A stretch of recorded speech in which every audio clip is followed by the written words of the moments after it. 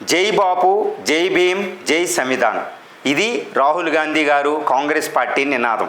రాహుల్ గాంధీ గారు ఒక సందర్భంలో ఒక కాంటెక్స్ట్లో ఒక మాట చెప్తారనమాట. దేశంలో ఎస్సీ, ఎస్టీ, బీసీ లాంటి దిగువ తరగతి వారికి ఇప్పటికీ రాజ్యాంగ న్యాయం అందడం లేదు, ఇది దేశ దౌర్భాగ్యమైన స్థితి అని ఇండియా అంతా ప్రచారం చేస్తూ ఉంటారు ఆయన. తెలంగాణలో ఆయనకి సైద్ధాంతికత, కాంగ్రెస్ పార్టీ సైద్ధాంతిక ఐడియాలజీ నచ్చి ఓటేశారు, ఎలక్ట్ చేసుకున్నారు.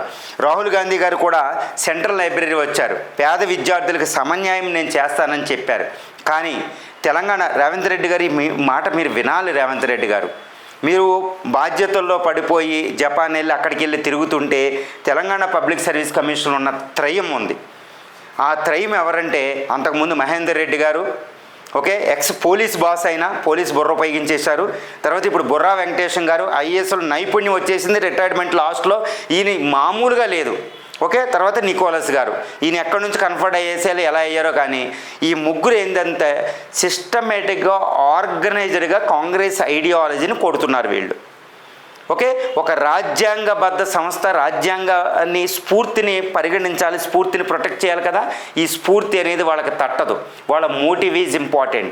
ఇప్పుడు Telangana public service commission fill చేయబోతున్న 563 పోస్టులు వేకెన్సీస్కి సంబంధించి సర్టిఫికేట్ వెరిఫికేషన్ జిఆర్ఎల్ విషయంలో తెలంగాణలో యూత్ నడితే 100% తప్పులు జరిగినాయని చెప్తారు.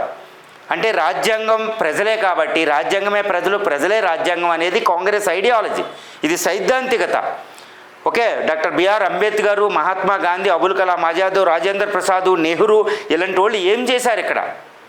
వీళ్ళు చేసింది ఇది, ప్రజలే రాజ్యాంగం, రాజ్యాంగమే ప్రజలు.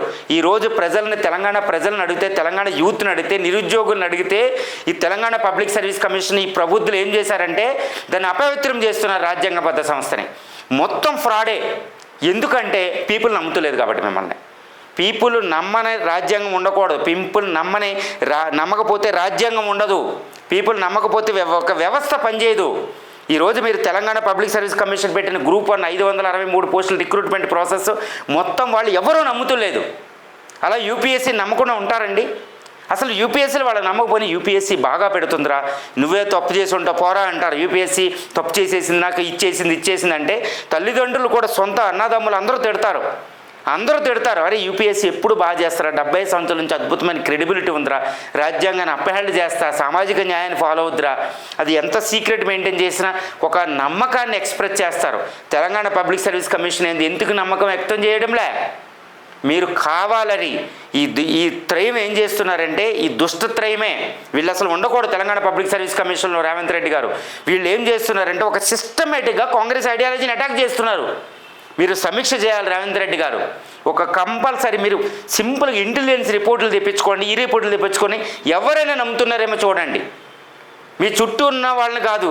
రేవంత్ రెడ్డి గారు ఈ విషయంలో మీరు చెయ్యాలి. శ్రీరామచంద్రుడే ప్రజలతో దగ్గరికి ముసుగేసుకుని వెళ్తాడు ప్రజాభిప్రాయం సేకరణకి. రేవంత్ రెడ్డి గారు గొప్ప చక్రవర్తులు వెళ్తారు. మీరు బాగానే చేస్తున్నారు. 42% రిజర్వేషన్, ఎస్సీ వర్గీకరణ, మొదటి రాష్ట్రం, ఇలా సామాజిక న్యాయానికి ఎన్నో చేస్తున్నారు. ఈ ఒక్క విషయం మిమ్మల్ని దెబ్బతీస్తుంది. ఈ విద్యార్థులే కాంగ్రెస్ ఐడియాలజీని సపోర్ట్ చేసి కాంగ్రెస్ని ఎన్నుకున్నారు. మీరు ఈ విషయం మీద సమీక్ష చేయాలి. ఈ దుష్టతయాన్ని వాళ్ళకి ఇంటికి పంపండి. మీ కొనసాగితో అయిపోతుంది. ఇది రాజ్యాంగబద్ధ సంస్థ అయినా మీరు యాక్సెప్టెన్స్ ఇంపార్టెంట్. మీరు కొనసాగి చేస్తే ఉండరు వాళ్ళు. అతి దారుణంగా ఈ కాంగ్రెస్ ఐడియాలజీని, రాజ్యాంగ స్ఫూర్తిని దెబ్బతీసేస్తున్నారు వీళ్ళు. దయచేసి రేవంత్ రెడ్డి గారు ఈ విషయాన్ని మీరు సమీక్ష చేయండి, సమీక్ష నిర్వహించండి. విద్యార్థులు న్యాయాలు ఇవి కానీ వెళ్ళినా వాళ్ళు తట్టుకోలేరు. మీరు సమీక్ష చేయండి. లేకపోతే ఎస్సీయూ కంటే ఎక్కువ అవమానం వస్తుంది. ఇది దేశవ్యాప్తం అవుతుంది. గ్రూప్ 1 చాలా పెద్ద ఇష్యూ అవుతుంది. ఆత్మహత్యలు జరుగుతున్నాయి. రేపొద్దున రాహుల్ గాంధీ గారు ఫ్యూచర్ ప్రైమ్ మినిస్టర్ దెబ్బతి పునాదే తెలంగాణ అవ్వబోతుంది. 42% రిజర్వేషన్, ఎస్సీ వర్గీకరణ అవి ఇక్కడ బేటలు వాలిపోతుంది కాంగ్రెస్ ఐడియాలజీకి. రేవంత్ రెడ్డి గారు ఈ విషయంలో మీరు ఇమ్మీడియట్ అర్జెంట్ యాక్షన్ తీసుకుంటారని మేము ఆశిస్తున్నాం.